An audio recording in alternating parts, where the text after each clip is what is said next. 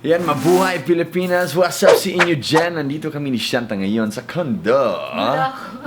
Ayan. Kasama ng GMA7 crew. We're shooting a segment for a show called Amazing Earth. Diba? Tama ba? Ayan. Si Edna. Kaway ka naman dyan. Edna. Ayun. Starring ka na.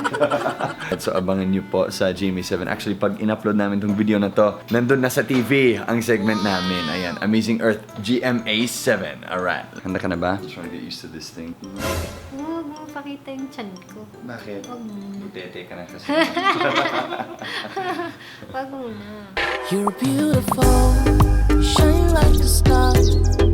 You got me falling slowly, and I'm crashing into you. Oh baby, wherever you go, I pray the angels remind you. Ayun, eto na. Okay. Mic check. Hello. So, almost a decade na daw ang lights and sound show sa Ayala Triangle Gardens. Bakit never pa kayong nakapanood dito? Hindi pa kami nakapunta sa Ayala Triangle para sa Christmas lights show kasi traffic eh. Sobrang traffic sa EDSA. Actually, maganda yung view namin dito. Tuwing umaga, paggising namin, tumingin kami sa labas ng bintana, nakita namin yung EDSA kung gaano ka-traffic ang EDSA, gano'n. So, yun yung pinaka-main reason kung bakit hindi pa kami nakapanood dun. Traffic kasi. So, ano ba yung narinig nyo about sa show? Nakakita ko naman yung mga ibang videos. So, parang narinig ko lang din na sumasabay siya sa sounds, yung ilaw, yun. Ikaw? Ako, parang parang yun yung isa sa pinakamagandang Christmas light show sa Pilipinas. So, sayang naman, no? Hindi pa tayo Oo nga. nakapanood, di ba? So, are you excited ha? Kung halimbawa pupuntahan natin siya, may excited. Anong feeling na mapupuntahan natin yung Ayala Light and Sound Show? Yung feeling mo? Feeling ko, excited din po kasi gusto kong maranasan din, di ba? Kasi isa siya sa pinakasikat na light show sa Pilipinas. So, syempre, gusto ko din maranasan niya. So, for Dwaine, ano yung ginagawa mo sa Australia before ka naging missionary sa Pilipinas? Before ako naging missionary sa Pilipinas, nasa banda ako. Tumutugtog ako sa banda. Nagtrabaho ako dun sa Australia. Napadpad ko dito sa Pilipinas dahil yun yung assignment na binigay sa akin ng church ko, Pilipinas. Wala akong masyadong alam sa Pilipinas noon. So, puro pa-English ko dati kasi English lang talaga yung first language ko. So, nung naging missionary ako, natuto akong mag-Bisaya, tapos waray-waray, tapos Tagalog. Tatlo na. Hindi na ako mabenta. Sino yung nagturo sa'yo ng Bisaya at saka Waray? Before ako pumunta dito sa Pilipinas, nag-attend ako ng classes for 2 months. Bisaya classes. Yun nga lang, pagdating ko sa Leyte, waray-waray pala ang language. So, yun, I had to learn waray-waray na. Yun, mga tutors po ang nagturo sa akin mag-Bisaya. Nung dumating ako sa Pilipinas, parang ganito lang, usap-usap lang sa tao. I would take notes, ganun, kung hindi ko naintindihan yung mga words. So, yun. Bakit mo pinili magstay sa Pilipinas? Pinili ko magstay dito kasi na-inlove ako sa kulturang Pilipino. Akala ko sa akin. So, ano yung culture na yun na kinaindapan mo about the Philippines? Nagustuhan ko yung food, tsaka pero bukod sa food, yung pinaka nagpapastay sa akin dito is bukod kay Shanta. Dati yung hindi mo pa Dati, kilala. before kami nagkakilala, it was parang sobrang masayahin ang Pilipino. No? Super masaya, laging ngumingiti. Kahit mahirap ang buhay, masaya pa din. Yun yung nakakagulat sa akin. Kasi doon sa amin, pag may problema ka, talagang malungkot ka. Dito, hindi. Pag may problema, masaya pa din. Kakayanin, di ba? So, kay Shanta naman, masabi mo bang Pinoy na si Dwaine? Opo. Why? Bakit? Paliwanag. Gumagamit na siya ng tabo at saka tubig pag nagugas ng Hindi. Kaloka. Aside from that, kasi ginagawa na niya yun. Kaya na niya yung humor ng Filipinos. Alam niya yun. Tapos, hindi siya masyadong seryoso. Kagaya ng sinabi niya kanina, yung mga Filipinos, resilient tayo. So, parang ganun na din siya. Di ba? Ayun. So, before, nung nagsisimula ka pa lang rito, Dwaine, gaano ka kadalas umuwi nun sa Australia? Gaano kadalas kang bumabalik? Ano po, mga 2 times a year siguro. So, yung arrangement namin ni Shanta, ganda kasi isang taon, late kami magpasko kasi nandun yung family ni Shanta. Tapos the following year, sa Australia na kami magpasko. Yeah. Pero nung nag-missionary siya, hindi siya umuwi. Kasi 2 years yun na bawal umuwi. Bawal talaga.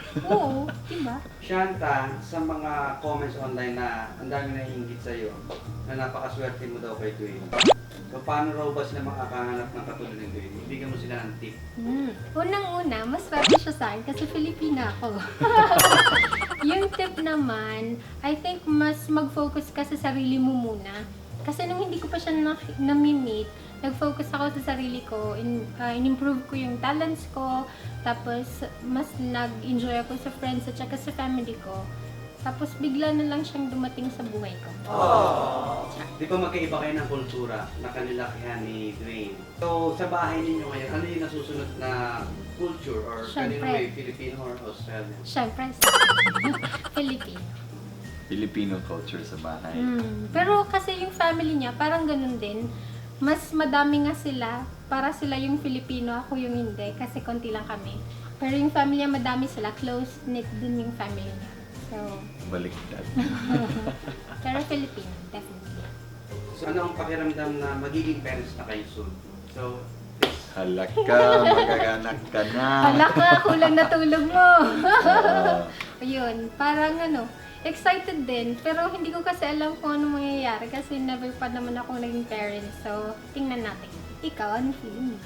Hindi ko din alam eh. Parang excited na kabado at the same time. Kasi feeling ko hindi ako marunong mag-alaga ng bebe. Pero di ba ikaw yung eldest? So, madami na siyang kapatid na naalagaan ako kasi magkasunod lang kami ng kapatid ko. So, hindi ko alam. Kahit karga ng baby, hindi ko pa alam. Oo nga, no? So, medyo kinakabahan kami dun eh. Marunong ako mag-alaga ng pa-bebe. Hindi pa-bebe. Sige, so, alam na ba niyo yung gender ni baby? hindi pa. Hindi pa po. Hindi pa namin alam ang Next gender. week. Next week malalaman na namin ang gender ng bebe. Abangan. No? Ilang months na ba? 4 4 months. 4 months na si Shanta. 15 weeks. So, next week magpapa-ultrasound. Opo. Yes. So, since papa-ultrasound pa lang, wala pang name. O, meron na ba pag boy or pag girl? Pag girl lang po, meron na. Meron na tayong name pag girl, no? Pag boy, wala pa. Wala pa. Oo. So, ano yung pag girl?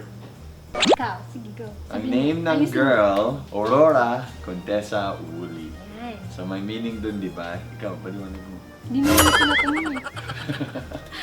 Yung Aurora kasi, great-grand-aunt ko siya na pianista din.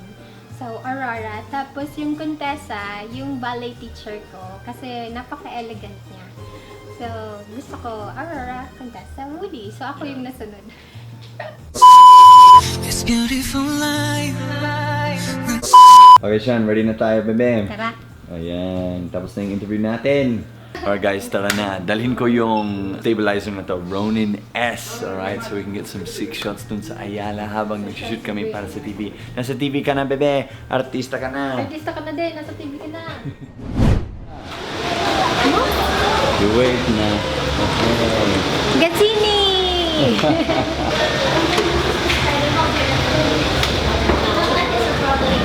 Hi! Ako po si Bailey at may Phil Talk ako. If you want to learn Tagalog or Bisaya, Phil Talk is awesome. Just go to philtalk.net and create an account. Sign up to Phil Talk today. You know, my permit tayo. Kinabahan ako. Akala ko papagalitan. Alright guys, dito na po kami sa Ayala Triangle Gardens. Ayan, para sa shoot natin. Ayun. So mamaya, panoorin natin yung light show. Ayun, di ba bebe? Uy, suotin mo na yung lapel mo. Nakada mong baby na yun.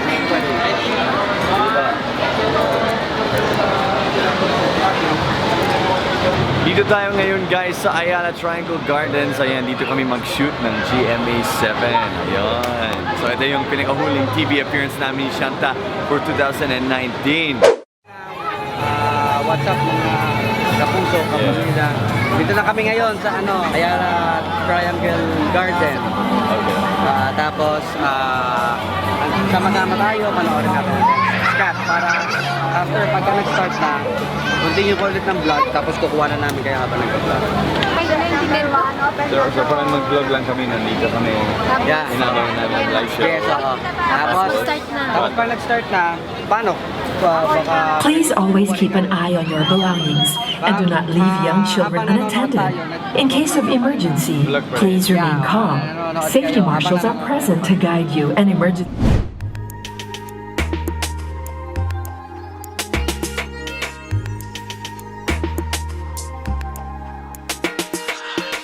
You're beautiful, shine like a star. You got me falling slowly and crashing into you. Oh baby, wherever you go, I pray the angels remind you how wonderful you are. And I really, really wanna take you home to mama. I wanna spend forever in the day with you. Really, really wanna walk you down the aisle, put a ring on you, and what you say I do, yeah. 'Cause you're a dream come true. You are elegance and freedom, everything to me. Wanna spend my lifetime loving you. I'll be closer than your shadow, closer than you know, if you let me love you.